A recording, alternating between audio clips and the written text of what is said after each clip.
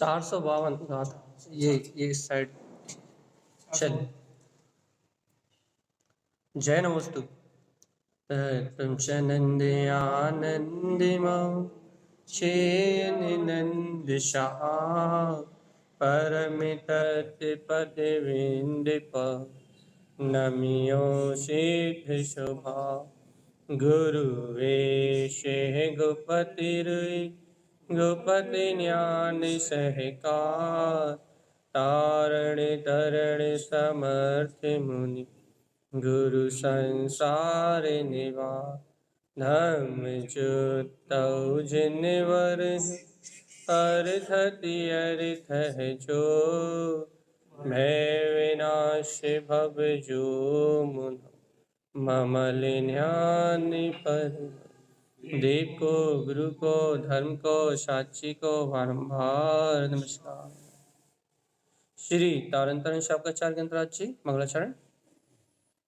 देवी देवं नमस्कृतं लोकालोके प्रकाशिकं त्रैलोक्यं भुवनार्थं ज्योति ओंकारं च विन्दिते ओं ह्रियं श्रियं चिन्ते शुद्ध सद्भावपूर्णितं सम्पूर्णं स्वयं रूपं रूपातीत विंद संयुक्तम्।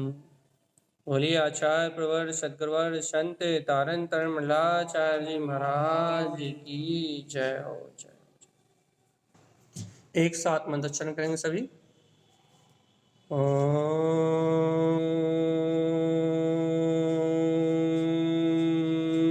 नमः ओं सिद्ध नमो नमः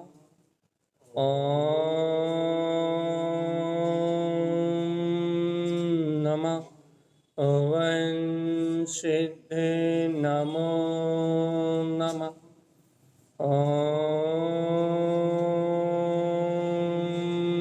नमः ओं सिद्ध नमो नमः।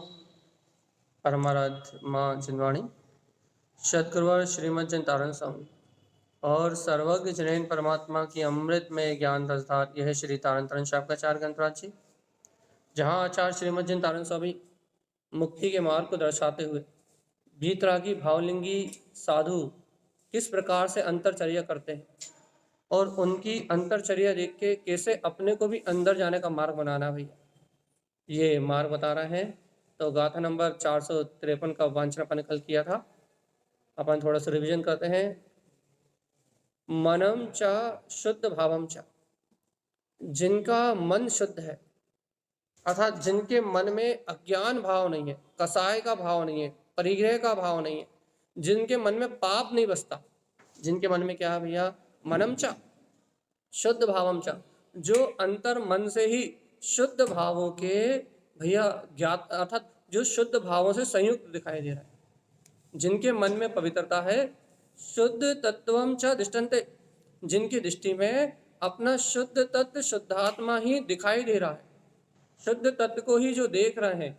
सम्यक दर्शनम शुद्धम, सम्यक दर्शन से जो शुद्ध है, शुद्धम तीर्थ संयुक्तम, ऐसे ओमकार में ह्रियंकार में श्रेयंकार में शुद्ध धर्म से संयुक्त ही सच्चे साधु है। साधु, साधु की व्याख्या चल रही है कि साधु ऐसे है भैया। अगली गाथा कैसे है, रत्नात्रयम शुद्ध संपूर्णम, 3 रत्नों से संयुक्त भैया। कौन कौन से 3 रत्न, सम्यक दर्शन, ज्ञान और चारित्र, इन 3 रत्नों से शुद्ध है, संपूर्णता से रत्नात्रय के धारी है। संपूर्णम ध्यान आरूढ़ भैया, जो संपूर्ण रूप से ध्यान में आरूढ़ मतलब आत्म ध्यान में जो रत है। ऋजु विप्लम चा उत्पादनते, उन वीतरागी साधुओं को ऋजुमति और विपुलमति ज्ञान की उत्पत्ति होती है। मना परजय ज्ञान ध्रुवम भैया, अपने ज्ञान स्वभाव के आश्रय से मना प्रिय ज्ञान का अंकुरण प्रकट हो जाता है। किसकी बात है ये? जो वृद्धिगत चारित्र वाले मुनिराज होते हैं। सामान्य साधुओं को मना प्रिय ज्ञान नहीं होता। जो वृद्धिगत चारित्र वाले मुनिराज होते हैं, विशेष जिनकी साधना है, जिनके चारित्र में कोई दोष नहीं है, प्रमाद नहीं है, ऐसे विशेष मुनियों को ये मना प्रिय ज्ञान की प्रकटता हो जाती है, चार ज्ञान के धारी हो जाते हैं। देखो ये तो साधु की बात हो गई। ये साधु कैसा होता है? साधु जो साधु रत्नात्रय की आराधना करते हुए अपने ज्ञान स्वभाव के ध्यान में आरूढ़ है, उसे ऋजुमति विपुलमति मना प्रिय ज्ञान का अंकुरण प्रकट हो जाता है। कैसे? काहे से हो जाता है भैया? अपने ज्ञान स्वभाव के आश्रय से। यह तारण स्वामी क्या कहना चाह रहे हैं भैया? जीवात्मा आपके ज्ञान की निर्मलता से ही ज्ञान की वृद्धि होगी, और कोई उपाय नहीं। देखो वर्तमान में अपने पास कौन सा ज्ञान है? मति और शुद्ध। तो कह रहा है मति और शुद्ध ज्ञान के बल से जब तुम अपने स्वभाव का अवलंबन लोगे, अपने ज्ञायक स्वभाव का आश्रय लोगे, तो इसे ज्ञान के अवलंबन से ज्ञान की निर्मलता होगी। ये मना प्रिय ज्ञान किराने की दुकान पे नहीं मिलेगा। तो फिर ये मना प्रिय ज्ञान कहाँ मिलेगा भैया? ये मना प्रिय ज्ञान मिलेगा अपने चारित्र की निर्मलता। चारित्र की निर्मलता तब मिलेगा, मतलब आप जब पर्याय भावों से विरक्त होके, संसार से विरक्त होके वीतराग भावलिंग अवस्था को ग्रहण करोगे और ज्ञान से ज्ञान का अवलंबन लेके जब आत्म ध्यान में रत रहोगे, जब ये ऋजुमति और विपुलमति मना प्रिय ज्ञान का अंकुरण अंतर से प्रकट होगा। बिना साधु दशा के देखो अवधि ज्ञान तक तो, कुअवधि ज्ञान तक तो देव नारकियों को हो जाता है, लेकिन गुण प्रत्यय अवधि ज्ञान ये भावलिंगी साधुओं को ही होता है, और मना प्रिय ज्ञान तो वृद्धिगत चारित्र वाले विशेष मुनिराजों को ही होता है। इतनी विशेष विशुद्धि। मना परिचय मतलब जो आपके मन में स्थित चलने वाले विकल्पों को भी। मना प्रिय ज्ञान क्या है भैया? आपने वो प्रसंग सुना कि नहीं सुना?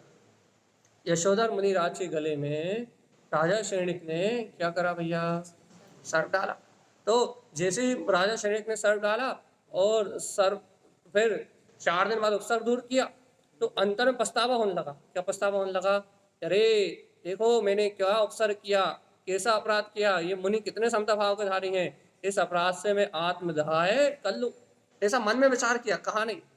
लेकिन वो मुनिराज मना प्रिय ज्ञान के धारी थे। अभी तो राजा श्रेणी के मन में चलने वाले विकल्पों को उन्होंने जान लिया। तभी तो उन्होंने देख लिया कि ये राजा क्या विचार कर रहा है, और क्या कहा? राजा पश्चाताप छोड़ो, जो होना था वो हो गया, और धर्म मार्ग में आगे बढ़ो, अपने कल्याण का मार्ग बनाओ। तो क्या है ये? मन में चलने वाले, मन में स्थित आपके विकल्पों को, आपके विचारों को भी जो जान ले, उसका नाम मना प्रिय ज्ञान है। बताओ, देखो तो अपने ज्ञान में इतनी निर्मलता आ सकती है। इन सबको सुन के क्या विचार करना चाहिए भैया? अपने ज्ञान में यदि अपन यदि अपनी आत्मा का स्मरण रखें, यदि अपन जिनेन भगवान के द्वारा कहे मार्ग पे चले, तो अपने ज्ञान में इतनी निर्मलता आ सकती है, अपना ज्ञान इतना दर्पणवत हो सकता है कि दूसरे के मन में चलने वाले विचारों को भी जान सकता है। और याद रखना भैया, इतनी निर्मलता उसको आती है जो आत्मा में रमण कर रहा, बिना आत्म स्वभाव के आश्रय के इतनी निर्मलता आने वाली नहीं। तो अपने को इस गाथा से क्या लेना भैया? अपने को इस गाथा से क्या लेना है? चलिए बताओ। अपन ने सुन तो लिया कि रत्नात्रय के धारी मुनिराज जो शुद्ध रत्नात्रय से संपूर्ण है, संपूर्ण रूप से आत्म ध्यान में रत है, उन भावलिंगी संतों को ऋजुमति और विपुलमति मना प्रिय ज्ञान का अंकुरण प्रकट हो जाता है। तो उनके मना प्रिय ज्ञान के उत्पन्न होने की जो बात सुन के अपने को क्या लेना है? क्या करें अपन? एक काम कर सकते हैं। पहले तो व्यवहार में ऐसे मुनियों का अपन नमस्कार कर सकते हैं जो वास्तव में सच्चे मुनि हैं और मोक्ष मार्ग के बिल्कुल निकट है। क्योंकि यदि विपुल मति मना प्रिय ज्ञान हो गया तो फिर सिद्धांति है कि केवल ज्ञान लेके ही छूटेगा। एक बार ऋजुमति तो छूट भी सकता है, लेकिन विपुल मति मना प्रिय ज्ञान केवल ज्ञान तक रहेगा। जब तक केवल ज्ञान नहीं होगा तब तक वो अक्षय है। तो क्या कह रहा है भैया, अपने को ऐसे मना प्रिय ज्ञान की चर्चा सुन के क्या समझना है? एक काम तो अपन कर लेंगे भैया, ये से 4 ज्ञान के धारी वीतरागी भावलिंगी मुनिराज को मेरा नमस्कार है, या ऐसा भी करते हैं, श्री गणेशाय नमः, गणों के ईश।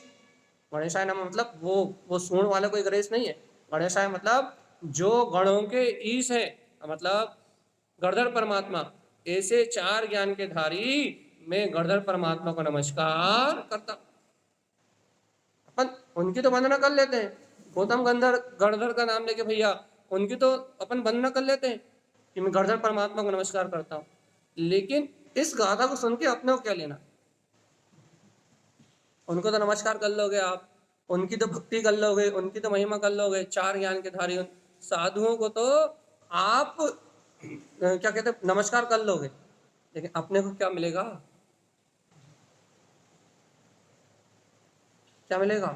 क्या अपन ने कभी इस चारित्र को स्वीकार करने की कोशिश करी? ये बताओ, पहले ये विचार करना आपने। क्या अपन ने कभी अपने आत्मा पे विश्वास करा कि अपने आत्मा के आश्रय से हमारे ज्ञान की कितनी अधिक निर्मलता हो सकती है? अपने आत्मा का आश्रय लेने से हमारा ज्ञान कितना निर्मल हो सकता है, कितना दर्पणवत हो सकता है, हमारे अंतर में ज्ञान स्वभाव की कितनी विशेषता है। देखो भैया, अपन क्या कर रहे हैं, टीवी देख रहा है, न्यूज़पेपर पढ़ रहा है, विकथाएं कर रहे हैं, इसकी उसकी इधर उधर की बातें सुन रहे हैं, कान लगा ला आप। तो भगवान जी, ये जो अपन लौकिक व्यवहार कर रहे हैं ना, टीवी का, पेपर का, देश की जानकारी, विदेश की जानकारी, क्या बोलते हैं, इतिहास पढ़ना है, भूगोल पढ़ना है, साइंस पढ़ना है, तो ये जो कुछ अपन पढ़ रहे हैं ना, जो कुछ भी पढ़ रहे हैं, ये जो कुछ भी पढ़ रहे हैं, जो अपन लौकिक जानकारी इकट्ठी कर रहे हैं, इसमें ज्ञान का एक बूंद भी नहीं है भगवान जी, एक बूंद भी नहीं है। क्यों नहीं है भैया? क्यों नहीं है? क्योंकि ये सब इंद्रिय और क्षयोपम ज्ञान है, छूटा एकदम, क्योंकि इसमें ज्ञान का एक भी अंश नहीं है।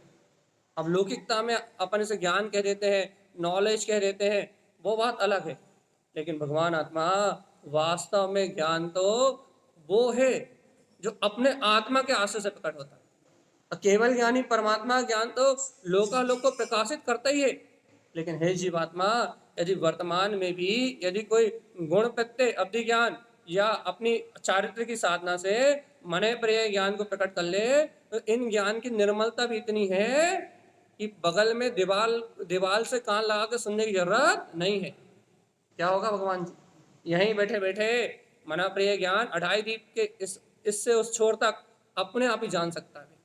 इतनी पात्रता है अपने पास अवधि ज्ञान, मना प्रिय में नहीं, अवधि ज्ञान, इतनी पात्रता है अपने पास। और कब है अपने पास इतनी पात्रता? जब अपन ये बाहर के कान लगा के इधर उधर की बात सुनने या न्यूज़पेपर पढ़ने या टीवी देखने से इनसे मन हटा के यदि अपन अपने ज्ञान की निर्मलता पे अपना चित्त लगाए। देखो ये विज्ञान समझना अपने, यदि अपन अपना उपयोग अंतर में लगाएं, अपने स्वरूप में लगाएं, तो अपने ज्ञान में इतनी निर्मलता, इतनी पात्रता है, यहीं बैठे बैठे आप कहाँ तक जा सकते हो। लेकिन इसके लिए रत्नात्रय का वर्ण करना पड़ेगा, अर्थात सम्यक दर्शन, ज्ञान और चारित्र तीनों को अंगीकार करना पड़ेगा। बिना ज्ञान दर्शन चारित्र के ऐसी पात्रता उत्पन्न होने वाली नहीं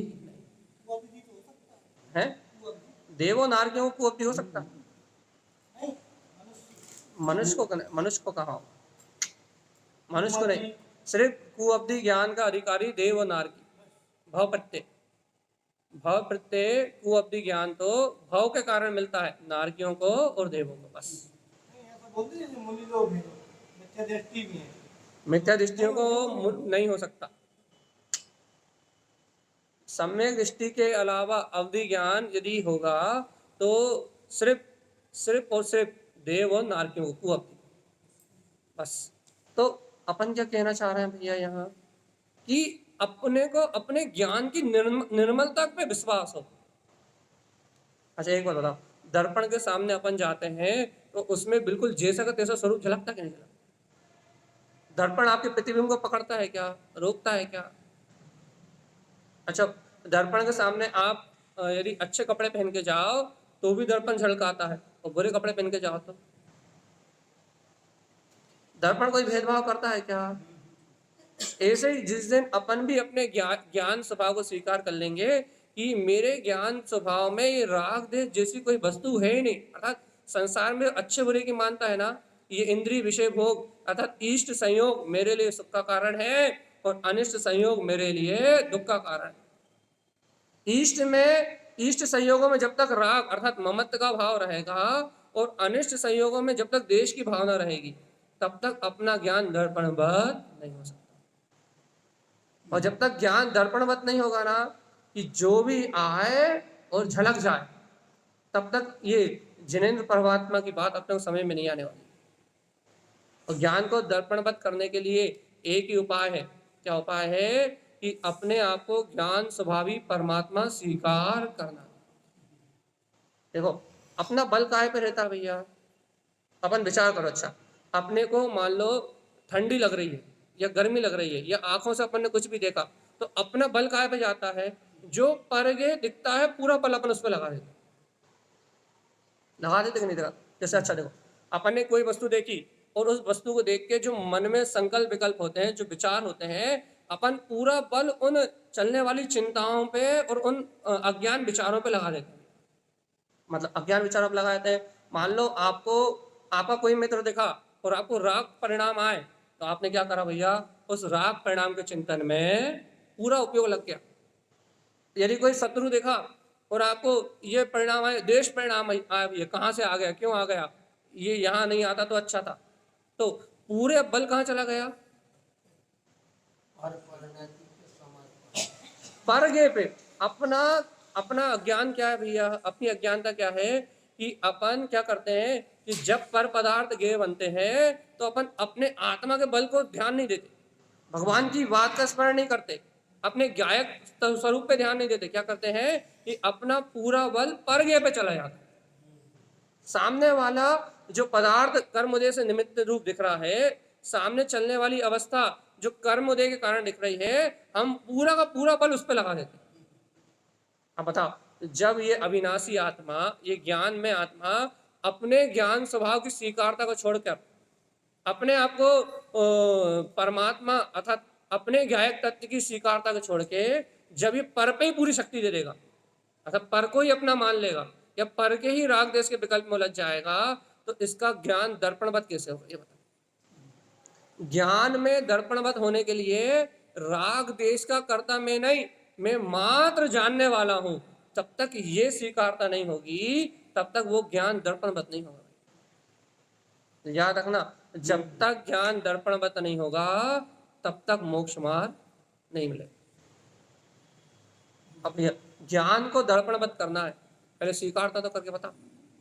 अच्छा बताओ, आपने मुझे देखा तो भैया ये पंडित जी अच्छे हैं, या और दूसरे पंडित जी आ गए, उन्हें देखा ये पंडित जी बुरे हैं, ये काम किसका है?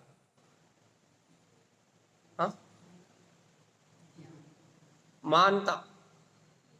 आपने सामने वाले के प्रति जो मान्यता रखी है उस अनुसार आपका ज्ञान निर्णय कर रहा है। वो अच्छा बुरा व्यक्ति नहीं है। एक व्यक्ति एक के लिए अच्छा है और वही व्यक्ति दूसरे के लिए बुरा।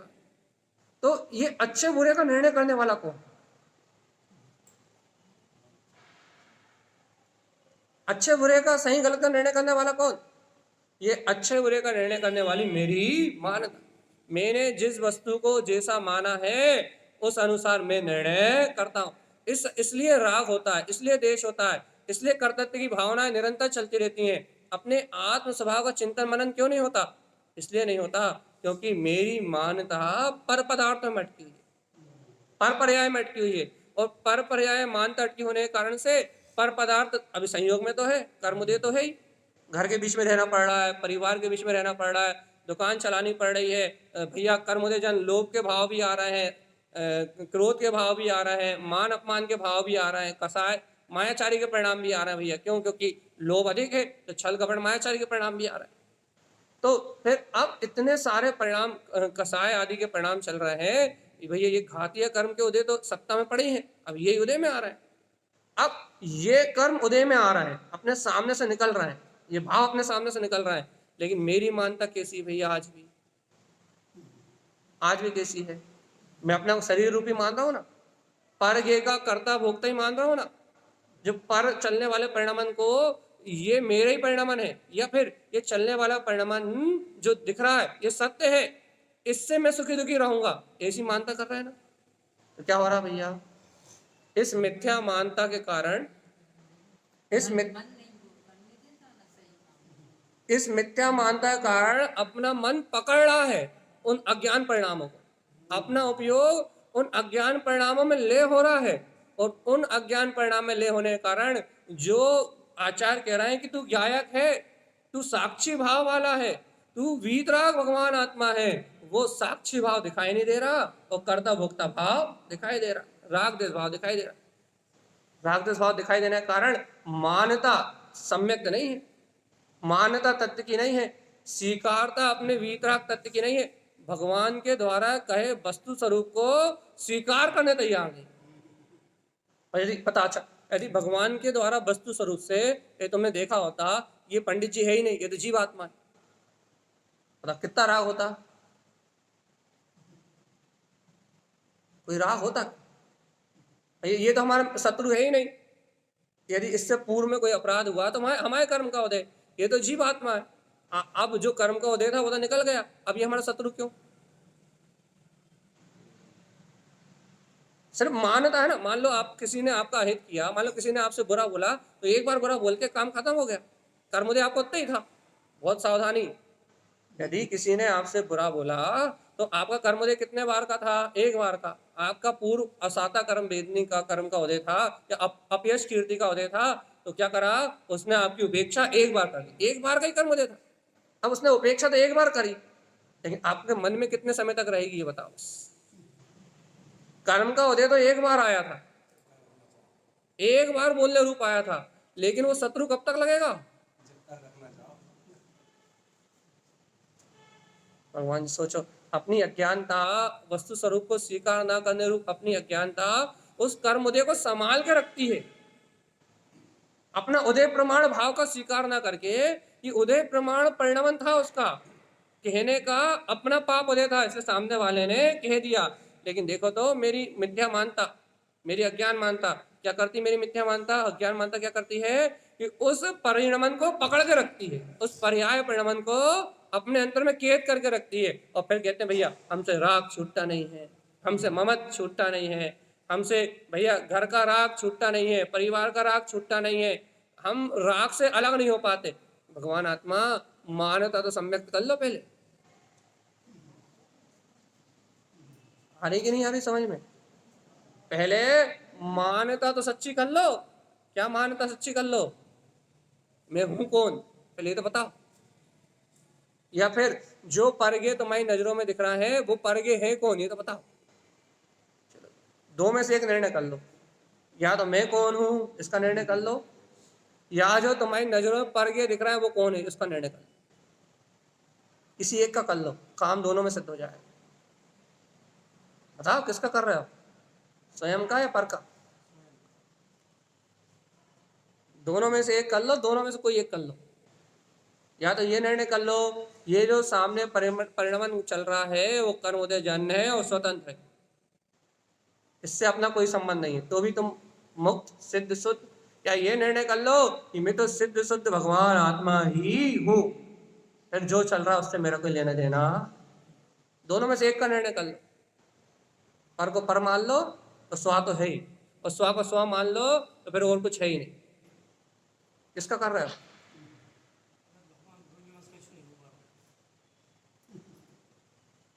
अब भैया यदि अपन ऐसा ही कहते रहेंगे कि दो में से कुछ नहीं हो पा रहा, तो भगवान आत्मा संसार की माया से कैसे निकलेंगे? कल रात में तारण स्वामी ने कहा था क्या कि यदि आप क्या बोलते मायाचारी के परिणाम में रत रहोगे तो त्रियंश गति में जन्म लोगे।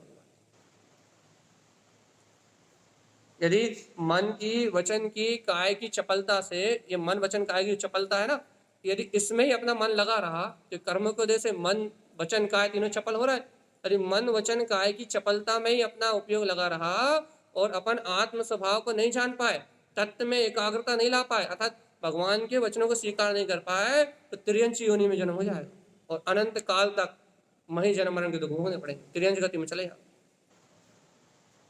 तो ये बात अपन रात में खाते का विशेष की चर्चा इसलिए कर रहा है, अर्क भूले नर्क, स्वस्थान पे आवरण डालोगे स्थावर, चर्चा ही इसलिए कर रहा है। खाते का विशेष ग्रंथ लिया इसलिए है कि सोई हुई आत्मा जागे। इस जीव ने अपने आप को संसारी मान रखा है और संसारी मान के संसार में पिट गया। बस सबसे बड़ी भूल यही हो गई है कि ये मान रहा है कि मैं संसारी हूं और संसार से छूट भी नहीं सकता। एक तो संसारी मान रहा है और ऊपर से कायरता को स्वीकार कर रहा है कि मैं संसारी हूं और मेरा कुछ हो ही नहीं सकता। संसारी तारण स्वामी देखो, अभी खाते का विशेष ग्रंथ में जब आगे सूत्र आएंगे तब तारण स्वामी कहेंगे ये जीव अनंत काल से संसारी है, लेकिन नीचे कह देंगे लेकिन संसार में रहते हुए भी ब्रह्म है। बस संसारी है ऐसा खुद ना माने, खुद ये स्वीकार करे कि मैं तो ब्रह्म स्वरूपी परमात्मा ही हूं, तो संसार से छूट सकता।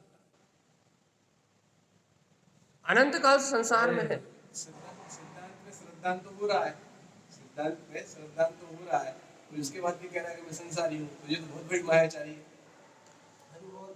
अरे बात ये है ना, देखो श्रद्धांत भी कर रहे हैं ना, नहीं थोड़ा देखो, थोड़ा थोड़ा विश्वास हो रहा है लेकिन अभी पांव नहीं जम पा रहे पूरे, अभी शुरुआत कर रहा है। सिद्धांत पे श्रद्धा तो जग रही है कि भगवान की वाणी को कोई झूठा नहीं कह रहा, नहीं भैया बात तो यही सही है, बात तो यही सही है, अच्छी भी लग रही है, सच्ची भी लग रही है, लेकिन भैया अभी उस पर निष्ठा नहीं कर पा रहा, उसका प्रयोग नहीं कर पा रहा, अभ्यास नहीं कर पा रहा, मायाचारी नहीं कहलाएगी अभी। भ्रम तो हो रहा है ना, भ्रम वाली बात। देखो बस वही तो कह रहा है, नहीं श्रद्धांत तो हो रहा है, बात तो अच्छी लग रही है, लेकिन जब संयोग मिलते हैं, जब दृढ़ नहीं रह पाते, जब ये सब परिणाम चलता है तब इस सत्य का विचार नहीं करते। ये सत्य अपने को यहाँ प्रवचन सुनते समय विचार कर कितना अच्छा लग रहा है, तो ये कितना बढ़िया लग रहा है, वास्तव में पर गे ना मेरा शत्रु है ना मेरा मित्र है, इस समय ये बात कितनी अच्छी लग रही है। और जब कोई मित्र और शत्रु सामने आए तब ऐसा विचार हो जाए, तो दिन रात ऐसे व्यक्ति मिलते ही, जब वो विचार अंतर में चले तब ऐसा विचार हो जाए, तो फिर वो श्रद्धान का उपयोग होगा ज्ञान में, और जब श्रद्धान का उपयोग ज्ञान में करोगे तो ज्ञान उपयोग, और उस ज्ञान उपयोग के बल से कसाय ढीली होंगी, अपने अंतर के जो अनादिकाल के संस्कार है ना वो टूटेंगे, लेकिन कब टूटेंगे, जब अपन ज्ञान का अभ्यास करें, बिना अभ्यास के नहीं टूटेंगे। सहयोग नहीं मिल रहा है। देखो संयोग तो देखो संयोग तो घटित हो तो ज्ञान जागृत हो, वो सहयोग नहीं मिल रहा है। संयोग तो आपको जिनवाणी मिल रही है, तो सब सुन लेते हैं, देखो वो सहयोग बाहर के सहयोग मिल रहे हैं। नहीं बाहर के संयोग तो हर पल है। देखो एक भी समय ऐसा नहीं है जब आपके सामने निमित्त ना खड़े हो, दुकान चलाते समय जब धन आता है तब निर्णय हो सकता है कि पुण्य की वजह से आ फिर श्रद्धा ही नहीं है, तो है, फिर श्रद्धा ही नहीं है, फिर श्रद्धा ही नहीं है। अगर बाहर के सहयोग भी मिल रहा है इसके बाद भी नहीं फिर श्रद्धान, हाँ फिर श्रद्धान जैसा नीचा होना चाहिए, जिस गहराई में जाना चाहिए वहां नहीं गया। अभी सुनी सुनी बात है, समझी समझी बात है, अभी उसे अनुभव में उतारी हुई बात नहीं। ऐसा बाहर के संयोग तो सब नश्वर हैं। अपन तो अच्छे से जान रहा है ना, अपन उनको जुड़ेंगे नहीं, उनसे जुड़ेंगे थोड़ी ना। उन्हें अपन नहीं मान रहे। सारा जगत का परिणाम अपनी तत्समय की योग्यता से चल रहा है, और इतना बड़ा सिद्धांत सत्य है, ये सारी पर्याय एक समय की है, इन एक समय से ज्यादा कोई पर्याय रुकनी नहीं है आपकी। अरे किसी की भी प्रत्येक द्रव्य की पर्याय हर समय परिणमित हो रही है, एक समय से ज्यादा किसी द्रव्य की पर्याय रुक नहीं रही। लेकिन भगवान आत्मा इन पर्यायों में जो व्यंजन पर्याय है ना, ये बाहर दिखाई दे रही है, ये 50 साल तक मकान खड़े हैं, मतलब 200 साल तक मकान खड़े हैं, हम तो हमारी 60 साल की उम्र है, ये जो व्यंजन पर्याय है ना ये लंबी अवधि तक दिखती है, अर्थ पर्याय तो अपन देख नहीं पाते। आत्मा की ज्ञान दर्शन की चेतना रूप जो अर्थ पर्याय है मिथ्या दर्शन ज्ञान रूप जो अभी हो रही है पुद्गल के आश्रय से, वो तो अपने को दिखाई नहीं देती। अपने को क्या दिखाई देती है? व्यंजन पर्याय। कौन सी व्यंजन पर्याय दिखाई देती है? हमारा भैया आप कह रहे हो तो पर्याय एक समय की, हमारा मकान तो 300 साल से खड़ा हुआ है, तो आपको पुद्गल की वो स्कंद रूप व्यंजन पर्याय दिखाई देती है। भाई नस्वर को साफ हाँ, वो अपने को दिखाई नहीं देता ना आंखों से, तो अपने को वो व्यंजन पर्याय दिखाई देती है। और भैया अपन इस व्यंजन पर्याय को शाश्वत मान लेते हैं। ये शरीर तो भैया हमारा भाई 50 साल से आपके एक समय में नष्ट होता है, एक एक समय परिणमन होता है, हमें दिखाई नहीं दे रहा एक समय का परिणमन। ये हम तो 50 साल से जैसे कि तैसे, हमारा मकान तो 200 साल से जैसा का तैसा खड़ा हुआ। फिर भी एक समय में कहाँ दिख रहा? कितने समय में? 10 साल, 20 साल, 25 साल में दिख रहा। मकान तो जैसा का तैसा खड़ा हुआ। तो अपन क्या इस व्यंजन पर्याय को देख के और पूरा हिसाब किताब लगाने लगते हैं, लेकिन अपन ये स्वीकार नहीं कर रहा है कि भगवान आत्मा ये वर्तमान में व्यंजन पर्याय है, ये भी अपने समय पे है, इसकी भी जितनी अवधि है उतने समय के लिए है, इसके बाद इसका विलाना भी निश्चित है। लेकिन भगवान आत्मा अर्थ पर्याय तो अपनी निरंतर बदल ही रही है, प्रत्येक द्रव्य का परिणाम हो ही रहा है। वो मकान जो आपका खड़ा है वो पुद्गल की पर्याय प्रति समय बदल रही है, लेकिन आंखों से नहीं दिख रही, बस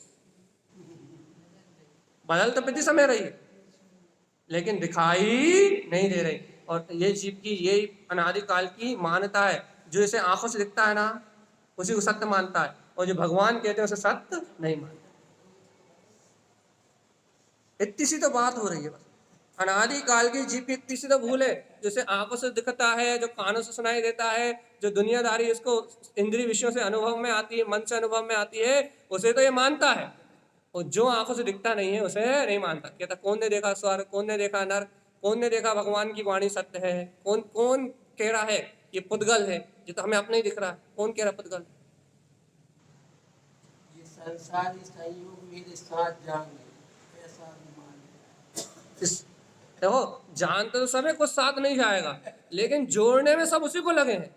तो मानता तो अभी यही पड़ी हुई है ना कि ये सब मेरा ही है और मेरे सुख का साथ।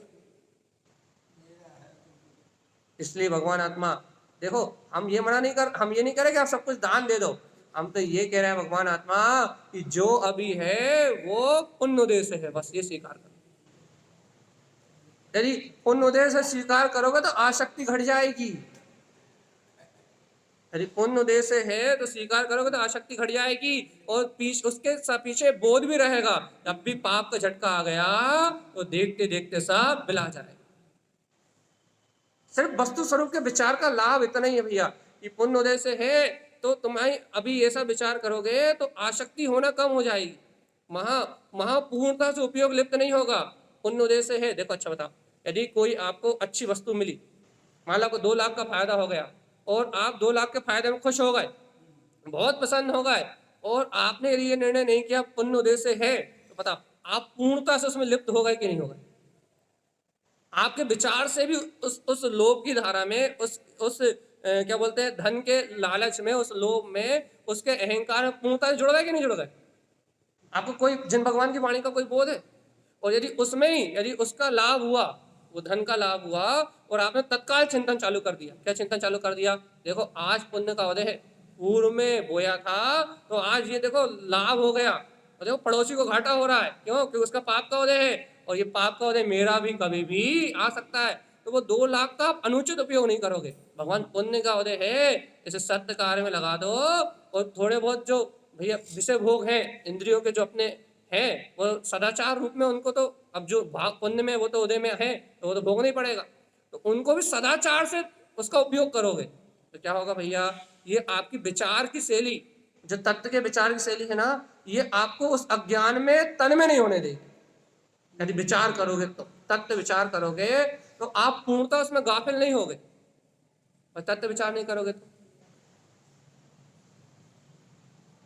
जो विचार करते हैं, इसलिए कहते हैं भैया जो तत्व का विचार करना जानते हैं, जो क्या बोलते हैं जिन्हें भगवान की वाणी का विचार करना जानते हैं, जो विचार करते हैं उनका कल्याण होता है भैया। और जो विचार करने नहीं जानते, जो तत्व को विचारने नहीं जानते, जो वस्तु के स्वभाव को विचारने नहीं जानते, उनका कभी हित हो सकता नहीं।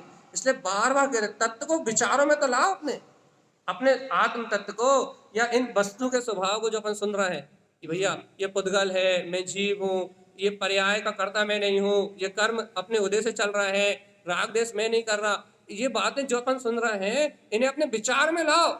जब ये अपने विचार में आएंगी तो पर्याय से पर पर्याय से जुड़ान टूटेगा, और जब तक ये बातें अपने विचार में नहीं आएंगी तो पर पर्याय से जुड़ान नहीं टूटेगा, बिना चिंतन के जुड़ान नहीं टूटेगा। ये भूमिका ऐसी है, ये भूमिका ऐसी नहीं है कि हाथ पे हाथ रखो और अंतर में डूब जाओ और शरीर वहां दिखाई दे आसमान में और अपन यहाँ दिखाई दे, ऐसी भूमिका नहीं है। ये साधु वाली भूमिका नहीं है कि आग बंद करो और डूब जाओ, आत्मा अलग और शरीर अलग, सब अलग अलग हो, ऐसी भूमिका नहीं है। अपनी भूमिका कैसी है भैया? अपन आवृत सम्यक दृष्टि होने के मार्ग पे चल रहा है। अपनी भूमिका कैसी है? अपनी भूमिका है अभी तत्व चिंतन की, बार बार तत्व का निर्णय करने की, बार बार तत्व का विचार करने की, बार बार भेद ज्ञान करने की। और जो अपनी भूमिका है उस भूमिका अनुसार अपन चलेंगे तो अपने को भैया लाभ होगा। अपन क्या करते हैं, सुन के तो यहाँ बहुत अच्छे से जाते हैं लेकिन जीवन में उसका अप्लाई नहीं करते।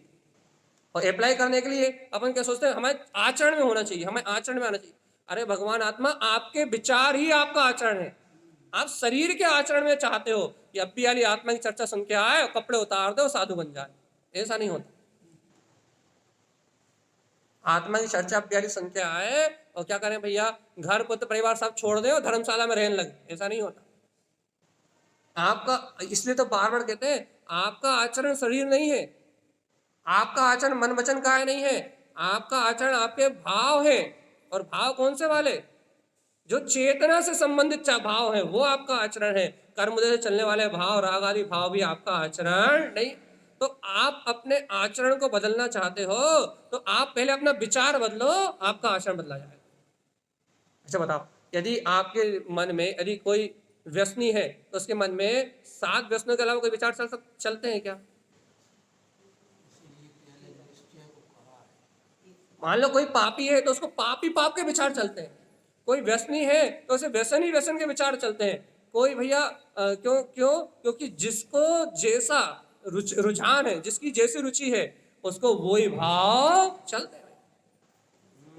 एक कामी को काम के अलावा कहीं कुछ दिखाई देते नहीं, एक भाई शराबी को दारू के अलावा और कुछ दिखाई देते नहीं। वो तो दिन भर उसको सूरत है कि कब मिल जाए कब पी लूं। क्यों भगवान जी, ऐसा क्यों है? क्यों है? क्योंकि उसकी रुचि वहां है, उसका पूरा रुझान वहां है। और उसका पूरा रुझान होने से उसको तो वो मेहनत करेगा, मजदूरी करेगा, धन कमाएगा तो सिर्फ इसके लिए, पीने के, बस, और किसी के लिए। उसका पूरा जीवन समर्पण है उसके लिए। ये संसारी जीवों की हालत कि जैसे अपन घर के लिए समर्पित है, परिवार के लिए समर्पित है, समाज के लिए समर्पित है, तो जिसको जहां रुचि है, जैसे दारू पीने वालों को दारू की रुचि है ना, और ये संसार का मोह है, ये भी तो मदरा है। इसे भी तो आचार्य मदरा किया है, मोहे महामद पियो अनादि।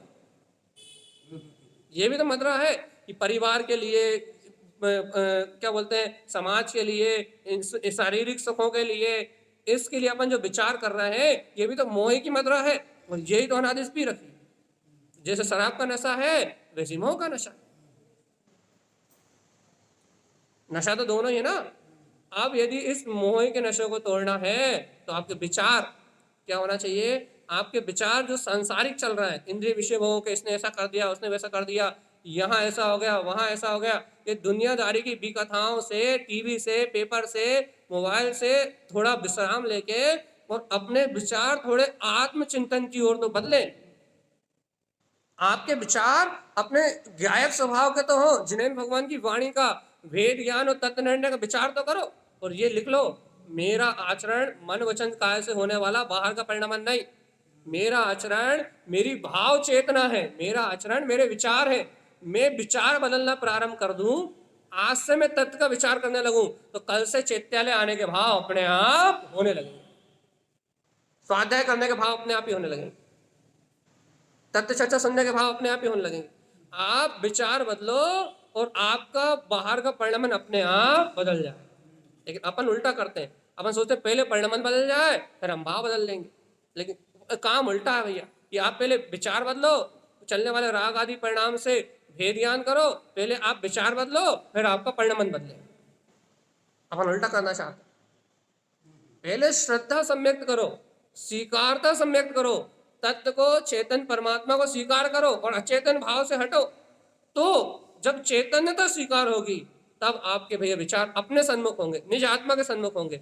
और जब विचार अपने सन्मुख होंगे तो आत्मा क्यों नहीं मिलेगा भगवान जी? मैं आत्मा ही तो हूं। अच्छा बता, तुम्हें किसको ढूंढना है? देखो कितना कितना सरल काम है भगवान। जो तुम हो, ज्ञान में तुम हो, दर्शन में तुम हो, चारित्र में तुम हो, सुख में तुम हो, तुम्हें किसको ढूंढना है? जो तुम हो तुम्हें उसी को ढूंढना है। ओ भगवान, मतलब मैं तो स्वयं वो परमानंद का स्रोत हूं। बस मैं उस परमानंद का चिंतन करूंगा तो वो परमानंद मेरे अंतर से प्रकट हो जाए। और जब तक मैं इसे परम आनंद का चिंतन नहीं करूंगा तब तक वो उत्पन्न होने वाला नहीं। विचार तो करो, बिना विचार करे प्राप्त करना चाहते हो, तत्व विचार के बिना आत्मानुभूति करना चाहते हो, भेद ज्ञान के बिना संसार का जन्म मरण मिटाना चाहते हो, कैसे होगा?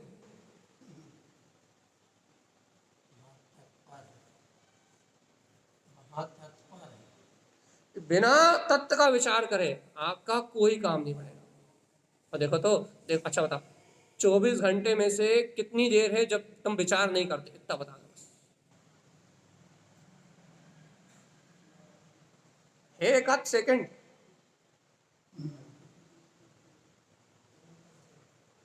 24 घंटे नींद में भी विचार चलते हैं भगवान। तो ये मन एक समय के लिए भी रुकता नहीं, क्योंकि अपन पर पर्याय को अपना मानते हैं ना, तो निरंतर उन पर पर्याय के विचारों की श्रृंखला 24 घंटे 365 दिन चलती है। भगवान आत्मा, यदि आप इन विचारों की, जो मिथ्या विचारों की श्रृंखला है, इन मिथ्या विचारों की श्रृंखला का तोड़ के यदि इस श्रृंखला में सम्यक विचारों का स्थान दे दोगे तो मोक्ष तो वैसे ही हो जाएगा। कहाँ लगे हो? जो श्रृंखला चल रही है मिथ्या विचारों की 24 घंटे, जिससे दुख उत्पन्न हो रहा है, नाना प्रकार के अज्ञान कर्म बन रहा है, नाना प्रकार की गतियां बन रही है, अनादि काल से ये जीव जन्म मरण कर रहा है। यदि इन मिथ्या विचारों को विराम देके यदि आप अपने जीवन में घड़ी, 2 घड़ी, फिर धीरे बढ़ाते बढ़ाते घंटा, पहर, दिन, साल, महीना, यदि ये आप अपने तत्व के विचार के लिए दे दोगे, भगवान आत्मा मोक्ष तो आपके घर आएगा आपको लेने के लिए। चिंता क्यों कर रहे? मुक्ति श्री स्वयं वर्णन करने आती है, श्रावक माने जाता वर्णन करने के। मुक्ति श्री तो स्वयं वर्णन करने आए, तो स्वयं आएगी आपके गले में मुक्ति का हार डालने के लिए। लेकिन भगवान आत्मा विचार, बस विचार बदल लो। हम नहीं कह रहे आप कोई नियम ले लो, हम आपको कुछ नियम नहीं दिला। हम नहीं कह रहे कि आप अणुव्रत ले लो, आप महाव्रत ले लो, आप प्रतिमाएं ले लो, आप घर छोड़ के सफेद कपड़े पहनने लगो, जीन्स टी शर्ट छोड़ दो, कुछ नहीं कह रहे। शर्ट जीन्स टी शर्ट नहीं, सॉरी, शर्ट पैंट छोड़ दो, ऐसा कुछ भी नहीं कह रहे हम आपसे। क्या कह रहे हैं? विचार बदल सकते कि नहीं, बस इतना बता।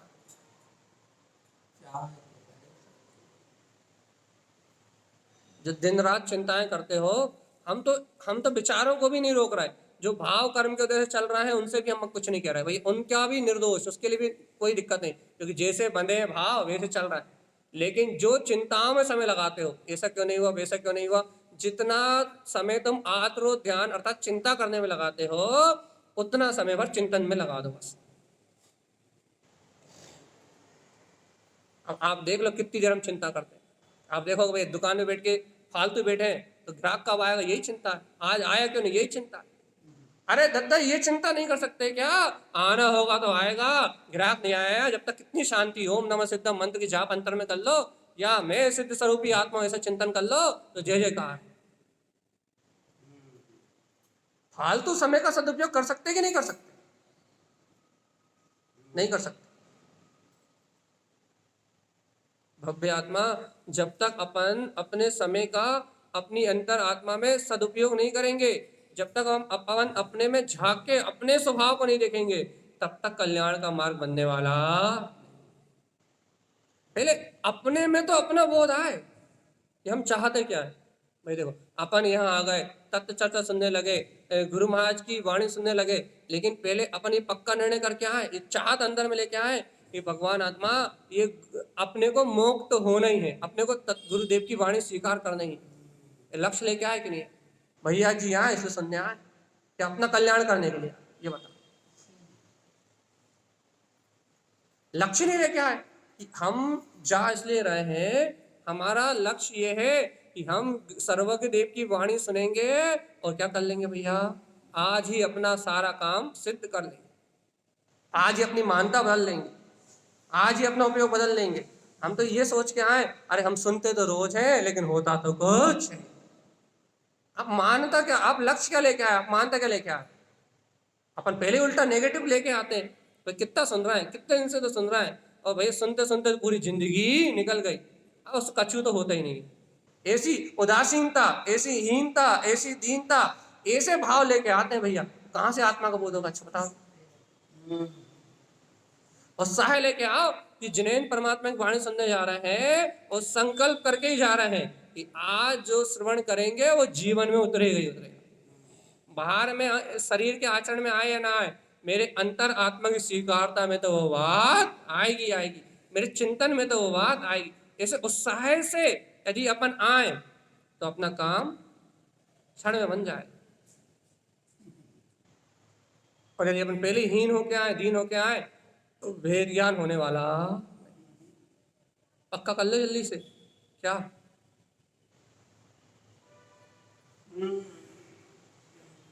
भैया आप तो चिल्लाते रहो, है ना? आप चिल्लाते रहो, हम थोड़ा सा मुस्कुरा देंगे और काम खत्म।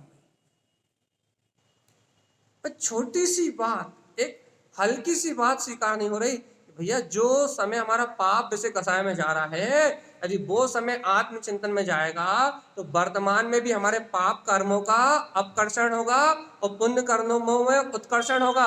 हमारा वर्तमान जीवन भी सुख, शांति और आनंद में हो जाएगा। हमारे मन की पीड़ा मिट जाएगी।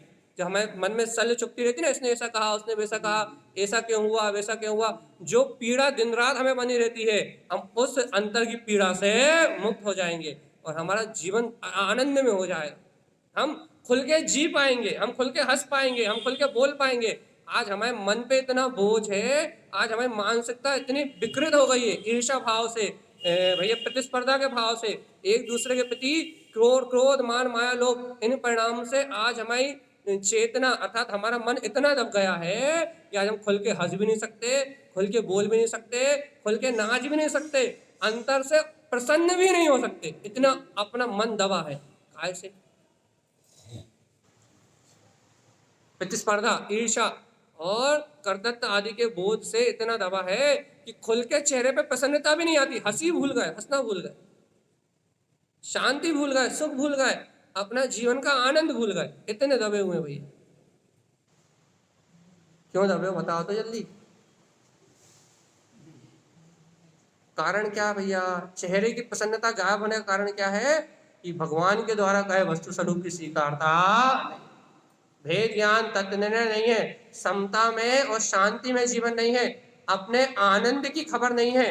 और जीवात्मा जब तक अपने को अपने आनंद स्वरूप परमात्मा की खबर नहीं होगी तब तक अपने जीवन में बदलाव आने वाला। पक्का हो गया कि नहीं हो ये बता दो बस। पक्का है? फिर विचार किसका करोगे? मना पर्याय ज्ञान की चर्चा कर रहे थे, बात मन की चल रही है। मना पर्याय ज्ञान अर्थात मना पर्याय ज्ञान मन के आश्रय से ही होना है, बिना मन के नहीं होना वो। तो अपन अपने मन को बदलो, मना पर्याय ज्ञान तो आएगी आए।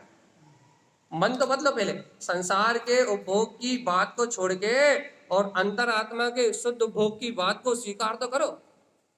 दर्शन ज्ञान चारित्र में आत्म स्वभाव को स्वीकार तो करो।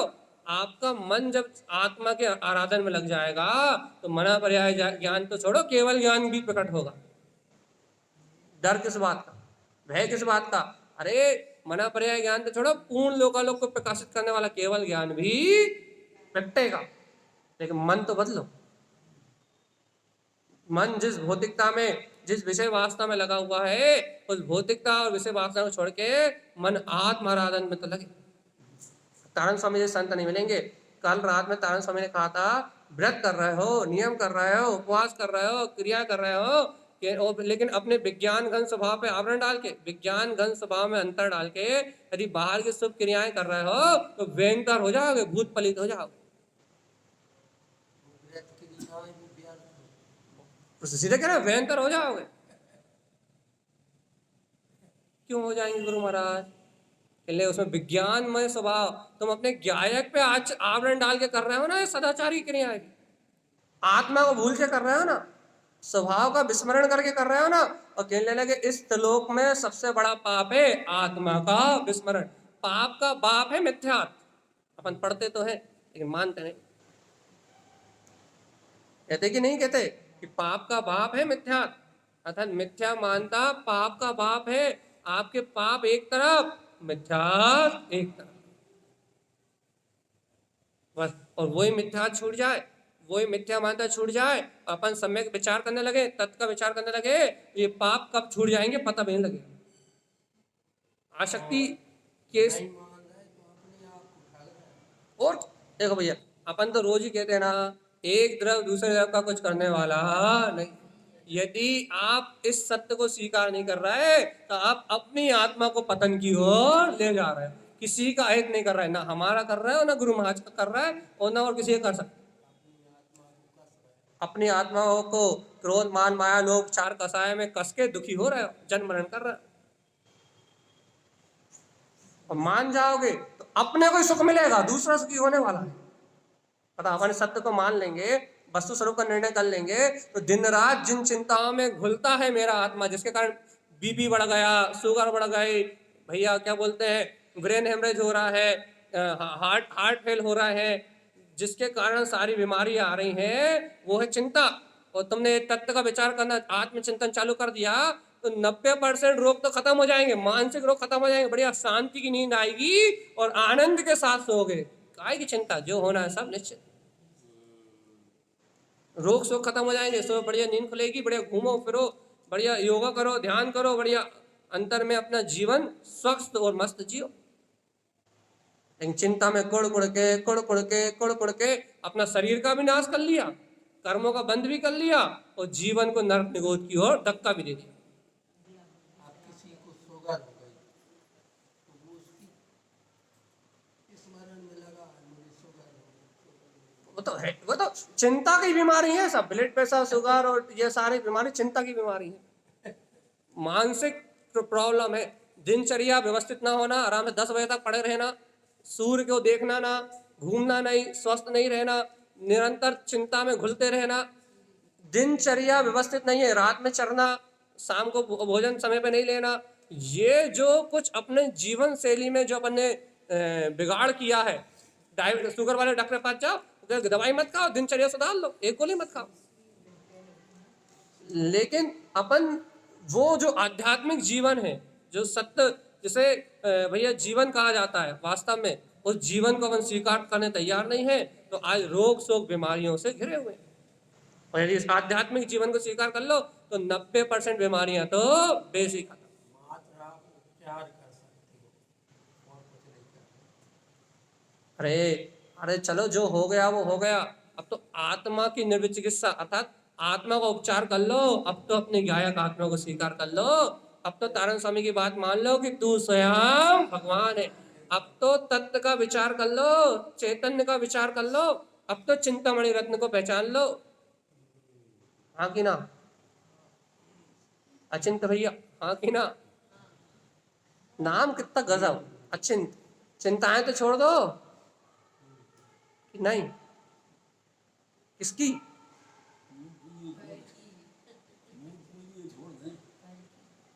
अच्छा, चिंताएं मूल पूंजी है। देखो भैया, यदि चिंताओं की मूल पूंजी को बचा कर रखोगे तो चिता जल्दी निश्चित है। चिंता और चिता में एक बिंदी का अर्थ है बस। चिता जलने के बाद चिंता जाती नहीं है। गलत। पोते वाली कह रहे थे ना, वो अगले साल अगले जन्म में पहुंच जाएगी। अच्छा हाँ ठीक, ब्याज सहित फल मिलेगा चिंताओं का। चिंता मत करो, दुर्गतियों में जाओगे उन चिंताओं का ब्याज सहित फल मिलेगा भगवान आत्मा। और यदि भगवान आत्मा बस 2 मिनट और बचे, बस आखिरी बात। यदि वही चिंतन में बदल दो तो आनंद के सिवा और कुछ नहीं है। इतनी सी बात है। यदि उसी को बदल दो, आप उसी को अंतर की ओर ले जाओ, उसी को यदि भगवान की वाणी का विचार करने में लगा दो, तो आनंद के अलावा तुम्हारे जीवन में और कुछ है ही नहीं। उसी चिंता से कहो तो घुल जाओ, उसी चिंता से कहो तो संसार में परिभ्रमण कर लो, और उसी को आत्मचिंतन रूप बदल दो। भैया भगवान के वचनों का स्वीकार कर लो, उनके वचनों का श्रद्धान कर लो, तो उसी से मुक्ति का मार्ग बना लो। अरे तारण स्वामी ने कहा है, आखिरी बात है, लास्ट, चिंता करो चिंतामणि जय रमेना, अपरे परम पे परम जिना, पवन जिना। अपने चिंतामणि सिद्ध स्वभाव की, शुद्ध स्वभाव की चिंता करोगे तो क्या होगा? अप परम पे, अपना परम पद, पवन जिना, वीतराग भाव उत्पन्न हो जाए, जीत लोगे तुम कर्म को, कसाय को, क्या बोलते हैं, संसार के नाना प्रकार के चतुर्गति परिभ्रमण को जीत जाओगे तुम। सब कुछ प्रकट हो जाएगा अपने अंतर का परमात्मा अनुभूति में। बाहर नहीं ढूंढना पड़ेगा, मंदिरों में नहीं जाना पड़ेगा, तीर्थों में नहीं जाना पड़ेगा, निज नाथ अंतर से जागृत हो जाएगा और तुम स्वयं जिनेंद्र हो जाओगे, तुम स्वयं जीचा। कब? चिंता करो चिंतामणि, चिंतामणि रत्न की, अचिंत चिंतामणि रत्न जो अपना गायक तत्व है, इस चिंतामणि रत्न की चिंता करने से विजय प्राप्त होती है। हाँ कि ना? पक्का? देखो टाइम हो गया, जल्दी बताओ, हाँ कि ना? आज से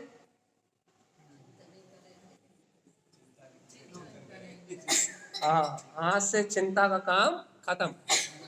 जितने बार याद आएगी चिंता नहीं करेंगे, चिंतन करेंगे, जो हो रहा है वो सब निश्चित है, और मैं तो आनंद स्वरूपी परमात्मा ही हूँ, इसके अलावा लेना देना कुछ नहीं। शुरुआत तो आज से कर दो, तो यही शुरुआत बढ़ते बढ़ते वट वृक्ष की तरह, ये जो बीज है ना आज, ये वट वृक्ष की तरह केवल ज्ञान का फल देगा, बहुत आनंद देगा। इसलिए भाई अपन आत्मचिंतन को अपनाएं और जगत की चिंता से मुक्त हो जाएं। यही सर्वज्ञ जनैन परमात्मा का हम समस्त भव्य आत्माओं के लिए मंगल में उपदेश है। बोलिए आचार्य प्रवर सदगुरुवर संत तारण तरण मंडलाचार्य जी महाराज की जय हो, जय हो।